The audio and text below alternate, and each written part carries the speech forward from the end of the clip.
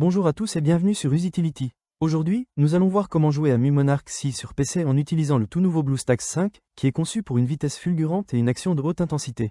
Nous pourrons facilement télécharger et installer MuMonarch 6 et profiter du jeu sur notre PC Windows avec un clavier, une souris et un grand écran grâce à BlueStacks 5, qui est l'émulateur Android que nous recommandons pour jouer à MuMonarch 6. Alors sans plus attendre, passons à l'action. D'abord mes amis, la toute première action à effectuer est de lancer notre navigateur web préféré. Nous avons ici celui que nous utilisons le plus. Rendons-nous à l'URL cliquable que je mets en évidence avec du vert. Vous pouvez la voir sur mon écran. Vous n'avez pas besoin de taper quoi que ce soit, car vous avez un lien à cliquer dans la description sous la vidéo et dans le tout premier commentaire permanent. Après avoir cliqué ou double-cliqué sur le lien, nous arrivons là sur le site web de BlueStacks qui est bien entendu l'émulateur pour Android que dont nous allons nous servir pour jouer à MuMonarch 6 sur PC.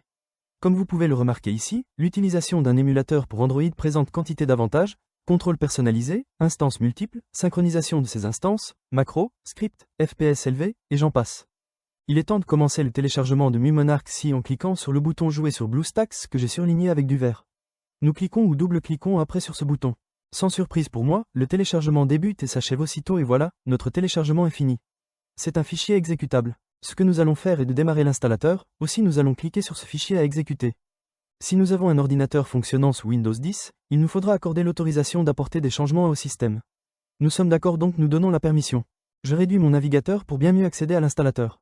Ce logiciel d'install est très sommaire. Il ne comprend que deux options, installer et configurer le chemin. Je vais vous expliquer à quoi sert configurer le chemin. Il vous de faire un clic de souris dessus. Et en partant de là nous constatons que nous avons ici accès au chemin exact où cet émulateur pour Android sera installé. Si nous avons besoin de changer ce répertoire, nous devons double-cliquer sur ce bouton « Sélectionner le chemin ». Maintenant, nous choisissons un tout autre dossier et installons l'émulateur où nous le souhaitons. Je vais le laisser par défaut. Je peux donc cliquer gauche sur « Retour ». Par conséquent, je peux cliquer sur « Installer ». Ça y est, ça se lance. Cette install a commencé à ce stade, elle va effectuer le téléchargement de ces mégaoctets qui sont affichés à l'écran. Quand vous le téléchargez, il y aura plus ou moins de MOS.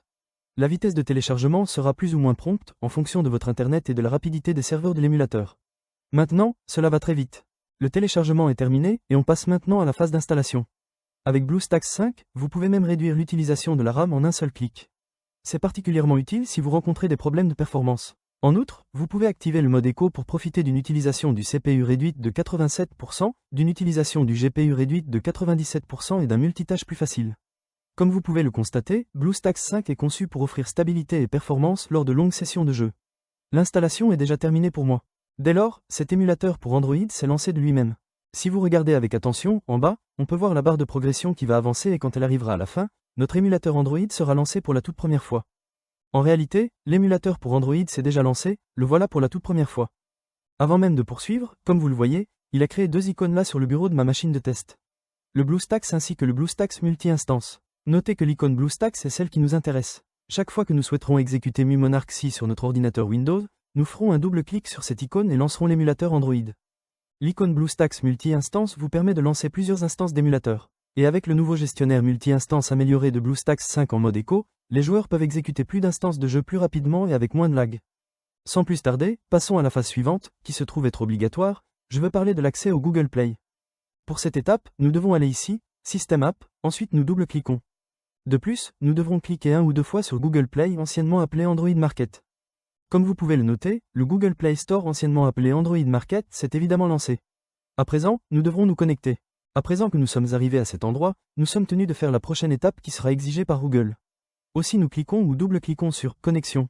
À ce stade, il montre Check-in info. Il arrive quelquefois que ça reste figé sur cette étape et cela pour un plus ou moins long moment. Si vous êtes confronté à ce blocage, vous devriez essayer de vous identifier dans 2 ou 3 heures de cette façon, le problème sera vraisemblablement résolu. À ce stade, nous devons saisir notre adresse mail puis son mot de passe. Cette adresse email devra être un email Gmail et son mot de passe correspondant. À titre d'exemple, vous pouvez vous servir de exactement la même adresse électronique que celle dont vous vous servez habituellement pour vous connecter à votre compte YouTube. Par conséquent, je vais donc entrer mes emails et mots de passe et je reviendrai dès que je l'aurai fait. Et voilà, les informations ont été tapées. Désormais le géant Google nous reçoit dans son célèbre magasin d'applications et nous montre les conditions d'utilisation.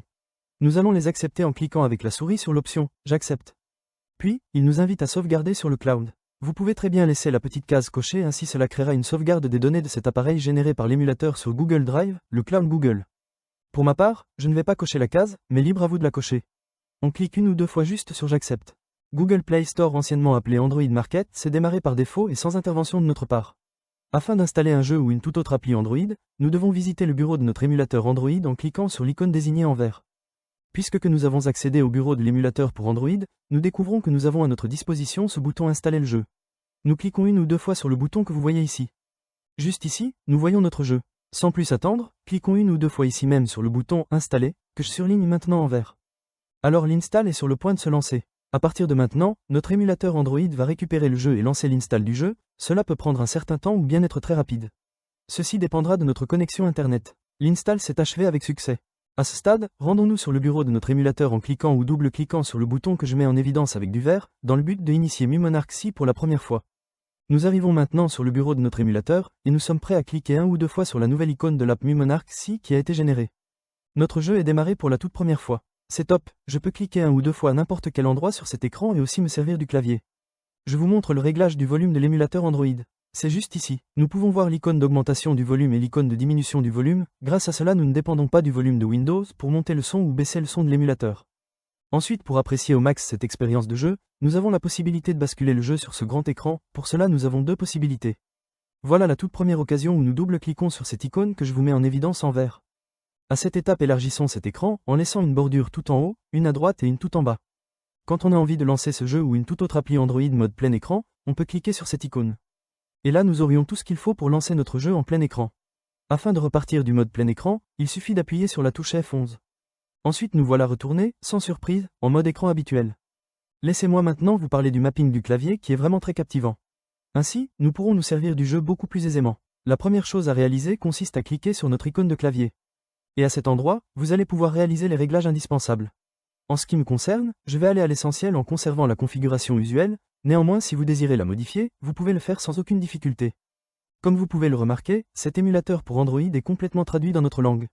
Pourtant, il se produit quelquefois que notre émulateur soit booté dans la mauvaise langue, comme par exemple en coréen. Donc pour le remettre dans notre langue, nous revenons à cet emplacement sur cette icône en forme de roue dentée. Après ici, dans Autres paramètres, nous cliquons une ou deux fois sur le menu déroulant « Langue ». Nous allons pouvoir sélectionner la langue que nous comprenons parfaitement, français, anglais, mandarin, etc. Une fois la langue sélectionnée, il nous faut sauvegarder, notre émulateur reboot et notre jeu, la toute prochaine fois que nous le démarrerons, sera également dans la langue sélectionnée. À présent, il existe un aspect supplémentaire que nous devons prendre en compte, il s'agit d'un email nous alertant qu'un nouvel appareil a été connecté à notre compte Google. Il nous demandera si nous sommes à l'origine de la connexion de l'appareil. Bien entendu, c'est le cas, nous n'avons pas lieu de nous inquiéter, car oui l'émulateur pour Android émule un appareil Android. Et pour savoir quel type d'appareil a été EAccent aigu, revenons juste ici, à cette icône en forme de roue dentée et cliquons avec la souris dessus. Regardons à cet endroit à l'option « Modèle ». Nous venons de découvrir que cet émulateur pour Android simule un téléphone mobile Samsung. Aussi nous allons recevoir un courrier électronique précisant qu'un nouvel appareil Samsung est connecté à notre compte Google. Voilà, ce sera tout pour cette vidéo détaillée chers amis. Je souhaite de tout cœur qu'il vous ait plu, et plus encore qu'il vous sera utile. Si oui, donnez-lui un bon like, abonnez-vous. Et si vous désirez déposer un commentaire, des questions ou bien des suggestions à faire, laissez-les dans la boîte de commentaires ci-dessous. Cliquez un ou deux fois sur l'une de ces vidéos qui s'affichent à l'écran et on se retrouve dans les prochaines vidéos. À bientôt.